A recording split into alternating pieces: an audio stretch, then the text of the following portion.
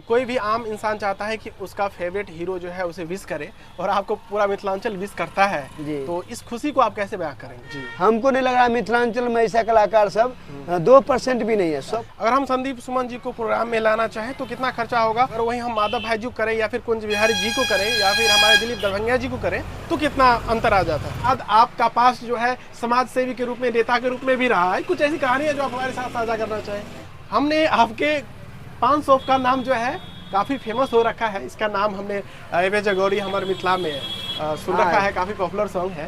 तो कुछ ऐसी कहानी जो आप हमारे साथ शेयर करना चाहेंगे? राम बाबू झा हैं जी, अच्छा और दिलीप दरभंगिया सर हैं जी, माधव सर हैं जी, रचना जी हैं, जूली झा हैं जी। और काफ़ी मतलब पॉपुलर कलाकार सब है। कितना और हमने देखा कि आपके बैनर तले संदीप सुमन जी भी गा चुके हैं जी, आपके हमेशा साथ रहते हैं गौरव ठाकुर जी जी। इनके बारे में भी कुछ बताइए। नमस्कार दोस्तों, मैं बिरजू कुमार, स्वागत है आपका स्टोरी ऑफ रियल हीरोज में। दोस्तों, आज के पॉडकास्ट में हमारे स्पेशल गेस्ट हैं जिन्होंने मिथिलांचल के हर एक छोटे बड़े कलाकार को एक मंच पर लाने का काम किया है, जिन्हें आप संयोजक कहते हैं। यानी यूं माने तो आप इन्हें घर के मुखिया के रूप में कलाकारों के लिए देख सकते हैं। तो आइए इनसे संवाद के जरिए इनके अनुभव को नजदीक से समझने का प्रयास करते हैं। नमस्कार भगत जी, आपका स्टोरी ऑफ रियल हीरोज में बहुत बहुत नमस्कार। स्वागत है। आपको भी स्वागत है। थैंक यू सो मच जो आप हमको मौका दिए अपने चैनल पे। जी भगत जी, सबसे पहले हम चाहेंगे कि आप अपने बारे में बताएं। मेरा नाम शंकर कुमार भगत हो गया और मेरा भगत जी से हम जानना चाहते हैं कि मिथिलांचल के जो भी कलाकार हैं हम एक मंच पे लाने का प्रयास करते हैं, संयोजक के रूप में हमें जाने जाते हैं। जी भगत जी, हम जानना चाहेंगे कि एक आम आदमी, एक आम समाज जब आपसे किसी कलाकार हेतु प्रोग्राम करवाने या फिर जागरण करवाने हेतु संपर्क करता है तो वो तरीका क्या होता है? वो मेरे कांटेक्ट में आते हैं जी, और हमें कभी कॉल पे या खुद मिलकर, मेरा शॉप भी है, जी, मेरे शॉप पे आकर पर्ची बनाते जी। हैं। उसके बाद हम अपना डिमांड बताते हैं कितना लगता है, जी। तो उनको अगर होता है उतना में तो हमसे प्रोग्राम का बात करते हैं। जी, आगे बढ़ती है। आपको कब लगा कि आप जो है यह कार्य करेंगे जहाँ पर हमारे मिथिलांचल के या फिर हमारे इंडस्ट्री के छोटे बड़े कलाकार जो हैं आकर के परफॉर्म आपके जो है संरक्षण में करेंगे? देखिए हमारे एक मित्र हैं डीजे गौतम जी, जी, जी, उनसे मेरा लगाव हुआ, बहुत अच्छा लगाव हो गया, आज तक लगाव बना ही रहा। जी, तो मान के चले हम उस लाइन में चले गए, तो कहीं ना कहीं हमको लगा कि नहीं, ऐसा चीज़ करने से नाम आगे हम अपना ले जा सकते हैं। तो इसी तरह से बनते गया हर एक कलाकार से कांटेक्ट होते गया और हमने इस प्लेटफॉर्म को चुना। इस प्लेटफॉर्म पे हर एक आदमी को मौका दे रहे हैं और देंगे आगे। जी। तो हमें लगता है एक आप सम्मानित व्यक्ति हो गए, क्योंकि आपके संरक्षण में जब इतने इतने बड़े कलाकार आते हैं आपको गार्जियन के रूप में मानते हो, क्योंकि वो आप पे ही डिपेंड करता है कि आप उनको कहाँ पे ले जाते हैं, क्योंकि उनके मान सम्मान का भी आपको ख्याल करना होता है। तो कभी ऐसा हुआ है कि आप किसी बड़े कलाकार को किन्हीं जगह पर ले गए हैं और आपके मनोदशा के हिसाब से उनका सत्कार ना हुआ हो या फिर हुआ हो, वो अनुभव जो है हम चाहेंगे आप साझा करें? बिल्कुल। देखिए अगर 100 जगह जाते हैं, 100 जगह में आपको 5-10% ऐसे आदमी हैं जो कलाकार को कुछ वैल्यू नहीं करते, नहीं तो 90% अभी भी हैं जो कलाकार को बहुत मान सम्मान करते हैं और जाते समय तक कोई तरह का दिक्कत हो तो पूछते रहते हैं। मगर कहीं कहीं पैसा का जो 60,000 या 1 लाख या 2 लाख रुपया हम लोग लेते हैं कार्यक्रम का, तो कहीं न कहीं उस पैसा के नज़र से नज़रअंदाज छोड़ देता है, कहीं से कोई रिस्पॉन्स छोड़ देता है, कुछ मतलब बोलता नहीं है।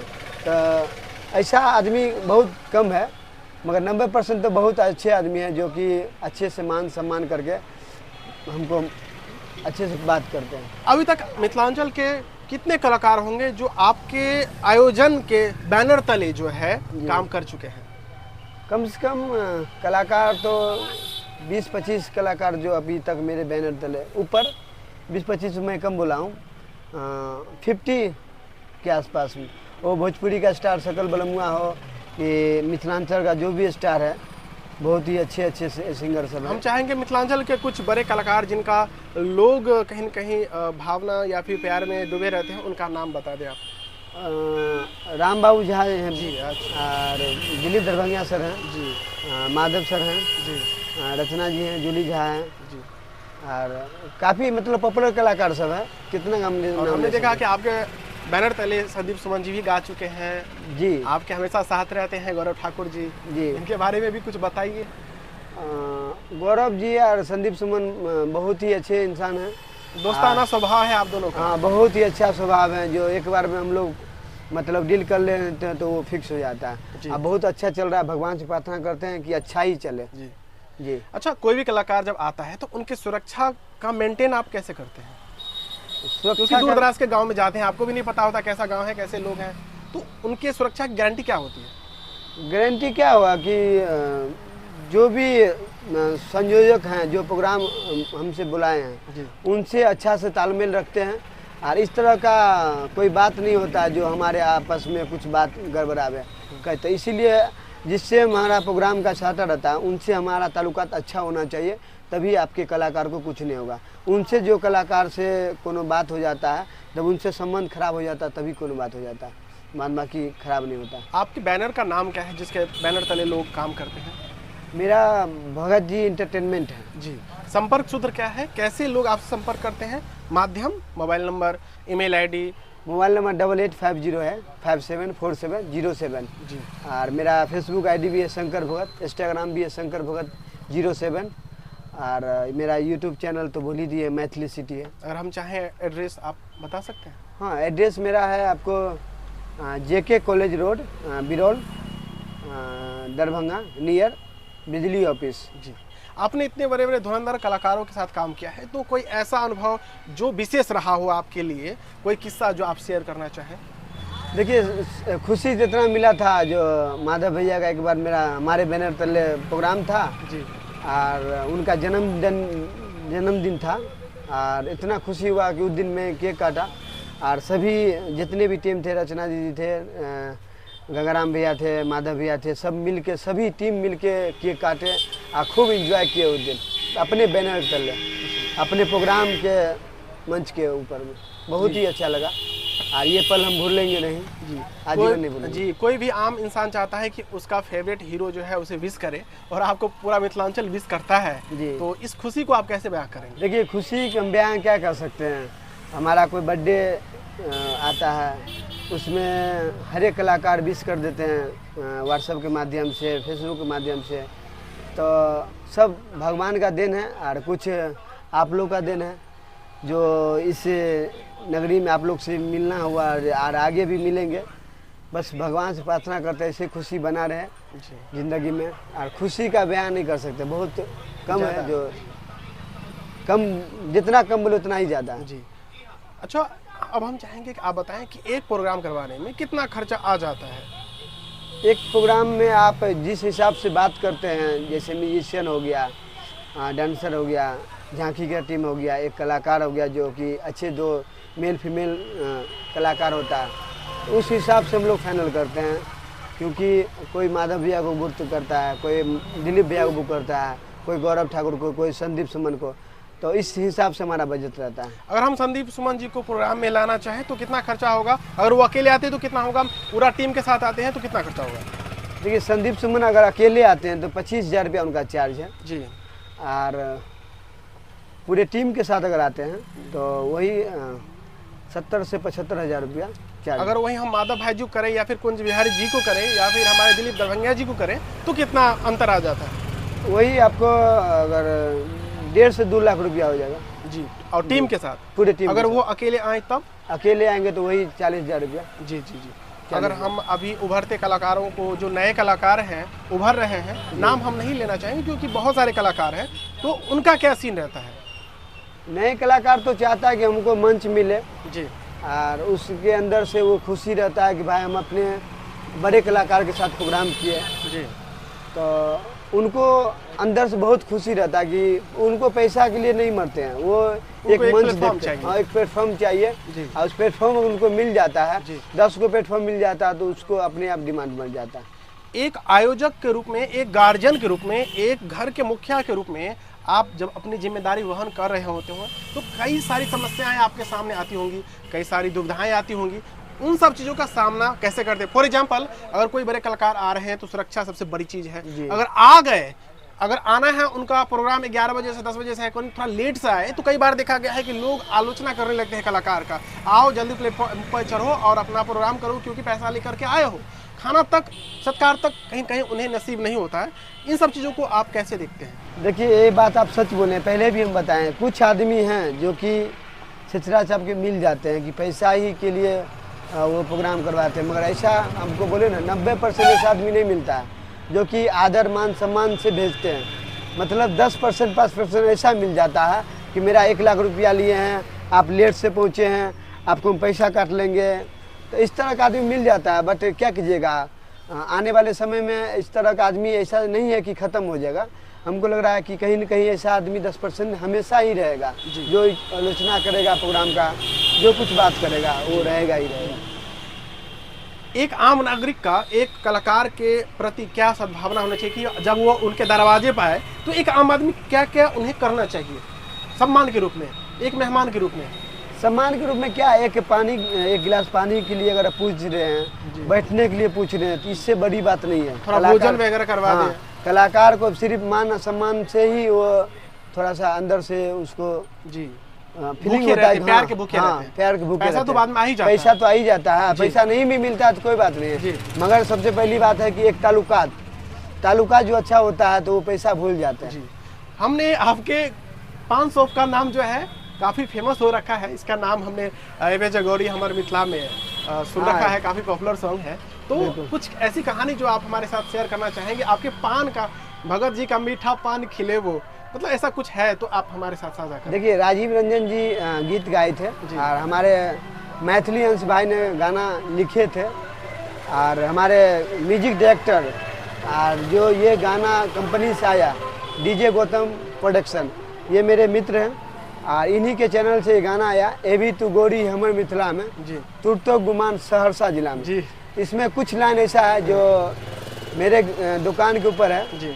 और इसके मेरे दुकान के अंदर आने के लिए बहुत गौतम जी को धन्यवाद कहेंगे, जो कि गौतम जी कुछ यहाँ पे कुछ अलग लाइन था, मगर उसको चेंज किए गौतम जी, और बोले नहीं यहाँ पे ये भगत जी के मीठा पान की, तो अंश भाई ने इसको फिर से एडिटिंग, राइटर है। हाँ, राइटर हैं, तो काफ़ी सबका सहयोग रहा, मगर सबसे ज़्यादा सहयोग हमारे अगर रहेगा तो डीजे गौतम भाई को हम धन्यवाद कहेंगे कि जितना धन्यवाद किया उतना ही कम है, क्योंकि अभी तक हमारे रूप से रूप, काना से काना मिलाकर गौतम भाई हमारे साथ हैं और साथ रहेंगे अभी तक।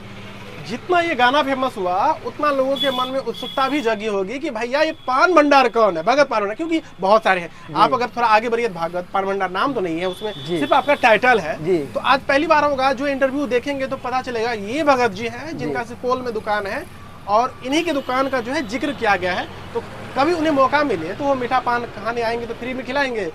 बिल्कुल, कि बताएंगे हम गाना में आपके नाम सुने हैं। बिल्कुल खिलाएंगे जी। हम आपको पहले भी बोले हैं कि भाग के भूखे हैं भगवान जी जी। तो भाव में भूखे हैं भगवान, तो एक पान खिलाने से नहीं, हम हजारों पान खिलाएंगे, और जब तक मेरी जिंदगी रहेगी पान क्या है दिल निकाल के दे देंगे जी।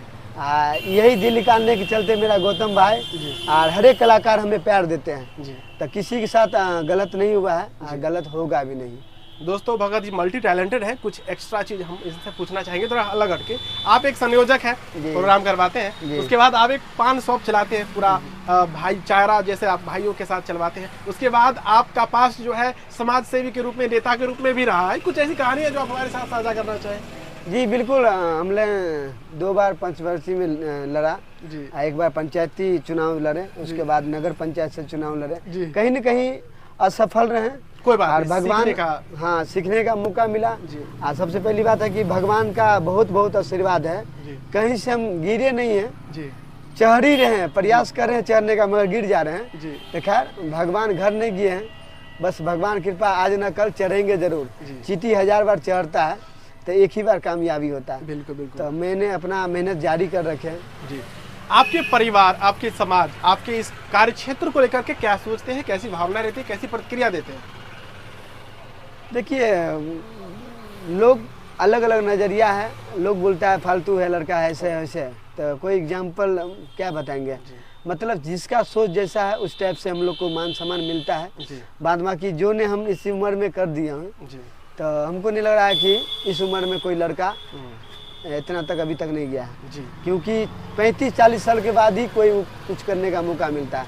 हमने अभी 20-25 साल की उम्र में बहुत चीज़ किया और बहुत चीज़ से बहुत आदमी से मिला और बहुत जगह मिलबो किए, बहुत कुछ सीखने का मौका भी मिला। सीखने का मौका मिला और बहुत दूर तक गेबो किया। हमको नहीं लग रहा कि कोई भी बिहार से कोई भी बाहर का जो भी राज्य है उस राज्य में हमने गया, वो दिल्ली हो, महाराष्ट्र हो, मतलब चेन्नई हो, अनप्रसिद्ध कोई भी देश हो, हमने बहुत जगह घूमा है, बहुत दूर। आपने पढ़ाई कहाँ तक करी है? हमने पढ़ाई 8वीं तक किया और कुछ पेरेंट्स में कुछ दिक्कत था, हमारे घर में कोई दिक्कत था, इसीलिए हम पढ़ाई नहीं किया। 8वीं तक पढ़े और स्कूल का नाम था आवासीय विद्या मंदिर, जो कि हमारे नाम सुने होंगे, सरोज सर जी का नाम था, बिरौल में बहुत अच्छे स्कूल थे, उसमें हमने पढ़ाई किया। और कहीं न कहीं हिंदी इंग्लिश में हम लोग बहुत नीचे थे क्योंकि पढ़ाई के प्रति मेरा दिमाग नहीं था। गणित मेरा बहुत ही अच्छा था, जो कि हम 99 नंबर लाए थे गणित में, तो गणित मेरा बहुत अच्छा था उस समय भी, अभी भी बहुत ही अच्छा गणित है। हिंदी इंग्लिश थोड़ा सा बहुत डाउन चल रहा है। एक परिवार जब चल रहा होता है तो परिवार में कई सदस्य होते हैं, तो सबका कहीं ना कहीं एक समय के बाद जो है मनमुटाव होता है, वो उससे रुस जाते हैं, वो उससे रुस जाते हैं। मुखिया जो है कहीं ना कहीं सबको संभालने का काम करता है और आगे बढ़ने का काम करता है। जिस परिवार में मुखिया नहीं होता वो परिवार क्षतिग्रस्त हो जाता है। ठीक उसी प्रकार आप एक संयोजक है, कई कलाकार होंगे, जब आप प्रोग्राम करवाते होंगे तो बोलते होंगे आपने इनको करवा दिया, मेरा नहीं करवाया। तो बीच में जो खटपट है, मतलब कई बर्तन एक साथ टकराते हैं, तो उसको मैनेज कैसे करते हैं आप? देखिए, मैनेज होने का तो नहीं होता है, मगर मैनेज हो जाता है, क्योंकि ये हकीकत बात है। मिथिलांचल में जो भी कलाकार है, बैकवर्ड फॉरवर्ड तो होता ही है, और अगर हम उसको ले गए तो पिछला घुसा जाएगा कि उसको कहे ले गया, हमको कहने लगे। तो खैर इस सब चीज़ पे ध्यान नहीं देने का जरूरत है, क्योंकि जिसका जो जैसा जोश होता है, सोच होता है, उसका सोच वैसा ही रह जाता है। मतलब कि जितने भी इस वीडियो को देख रहे हैं, ऐसा नहीं सोचना चाहिए। और एक डिमांड जिसका आएगा उसी को हम बुलाएंगे। डिमांड जिसका आएगा, सामने से मांग रहे हैं कि दाल की, तो हम चावल कैसे देंगे? हाँ। चावल देंगे तो चावल इन्वेस्ट, दाल में भी कई प्रकार के दाल आते हैं। हाँ। जो मांग रहेगा हम उसी जो मांग रहेगा वही हो सकता है आप सजेस्ट कर सकते हैं कि इनको भी लीजिए। जी। तो हम अपना राय देते हैं कि इनसे भी संपर्क कीजिए, या इनसे हम संपर्क करवाते हैं, या इनका वीडियो दिखाते हैं, मगर कहीं ना कहीं उनको सेलेक्ट नहीं करता है। तो इसके लिए अगला आदमी तो नहीं देखता, तो हमारे उनके बीच में जो संबंध हो जाता है कि हाँ इन्हीं को चाहिए, तो उन्हीं को देना पड़ता है हम लोग को। अभी तक आप प्रोग्राम करते आ रहे हैं, तो प्रोग्राम कैटेगरी होगा कि जागरण, दिस दैट, तो कौन कौन सी कैटेगरी है, किस किस शुभ अवसर पर आप जाते हैं? देखिए, शादी ब्याह, मुरन, उसके बाद आपको कोई सरस्वती पूजा हो या कोई भी पूजा, धार्मिक आयोजन, सामाजिक आयोजन, राजनीतिक आयोजन में भी जाते हैं। बिल्कुल, छोटा आयोजन में भी जाते हैं। एक बर्थडे तक में हम लोग जाते हैं। बर्थडे तक में भी ऐसा आदमी है कि बर्थडे में 2 लाख 2.5 लाख रुपया प्रोग्राम के ऊपर खर्च करते हैं। तो उनका भावना एक अलग टाइप का होता है कि मेरे बर्थडे में कुछ कलाकार आए हैं, और बहुत अच्छा लगता है। मानमा कि मुख्य रूप से आप जागरण करवाते हैं। अच्छा, कोई अगर आम युवा युवती अगर चाहे कि उनके फेवरेट जो मैथिली कलाकार है उनसे विश करवाना चाहे, आपसे संपर्क करके उन तक पहुंचना चाहे, तो उन्हें कुछ खर्चा करना होगा? नहीं, खर्चा नहीं करना होता है जी, बल्कि कभी कतार क्या होता है ना कि कुछ कलाकार जो शूटिंग होता है, कभी कलाकार सोए रहते हैं, जैसे रात को प्रोग्राम होता है तो उनका वीडियो नहीं मिल पाता, मगर हम अपना प्रयास करते हैं कि उनका अगर बर्थडे विश हो तो विश होना चाहिए, क्योंकि एक अंदर से खुशी मिलता है कि हमारे संदीप सुमन जी हैं, या गौरव ठाकुर जी हैं, या माधव भैया हैं, या जो भी कलाकार हैं, वो विश कर देते हैं, तो उनके अंदर थोड़ा सा अलग सा फीलिंग होता है। भगत जी, हम चाहेंगे आप बताएं कि आप शादीशुदा हैं या फिर कुमारे अभी तक घूम रहे हैं? नहीं, अभी शादी नहीं किए हैं जी, और शादी करेंगे 2025 के बाद शादी करेंगे। कोई जीएफ रखे हुए हैं? नहीं, जीएफ आजकल तो धोखा ही धोखा होता है। जीएफ नहीं रखे हुए। अच्छा, अब आखिरी पड़ाव में आ चुके हैं, तो अब हम चाहेंगे कि आप बताएं कि जो नए युवा युवती या फिर कोई भी मेल फीमेल संयोजक के रूप में काम करना चाहे आपके तरह, तो उन्हें क्या सीखना होगा, क्या करना होगा, तब इस फील्ड में उन्हें आना चाहिए? देखिए, सबसे पहले अगर इस लाइन में आना चाहते हैं, सबसे पहले एक संपर्क होना चाहिए अच्छा, एक तालमेल अच्छा होना चाहिए, एक उनसे ज़मीनी स्तर से लगाव होना चाहिए, तभी आप काम कर पाते हैं। नहीं तो कभी कतार क्या होता है ना कि प्रोग्राम प्रोग्राम फिक्स होकर भी कैंसिल हो जाता है। जी उस समय बड़ा दिक्कत होता है, जो बहुत दिक्कत होता है, जी जो कि 1 महीना 1.5 महीना पहले प्रोग्राम बुक होता है और उसके बाद 2 दिन या 1 दिन बचता है तो उस दिन प्रोग्राम कैंसिल हो जाता है। तो कहीं न कहीं एक कलाकार नहीं मिस होता है, उनके साथ 20 कलाकार जो पीछे रहता है तो उनका भी प्रोग्राम कैंसिल हो जाता है। तो उनसे यही निवेदन है कि कहीं न कहीं ज़मीनी स्तर से जो लगा होता है ना, तभी कुछ होता है, नहीं तो फिर क्या होता है ना, उसका प्रोग्राम कैंसिल हो जाता है तो बड़ा दिक्कत हो जाता है। कलाकार सब में बहुत बड़ा अंदर से बहुत गलत फीलिंग जाता है, गलत मैसेज आने लगता है कि मेरा प्रोग्राम 15 दिन पहले बुक हुआ, 1 महीना पहले बुक हुआ, कहीं न कहीं कैंसिल हो गया। जी तो ऐसे में आप प्रोग्राम नहीं कर पाइएगा। जी। तो दोस्तों हम अपने पॉडकास्ट के आखिरी पड़ाव में आ चुके हैं और आखिरी सवाल हमारा ये है जो कि हमारे हित में है।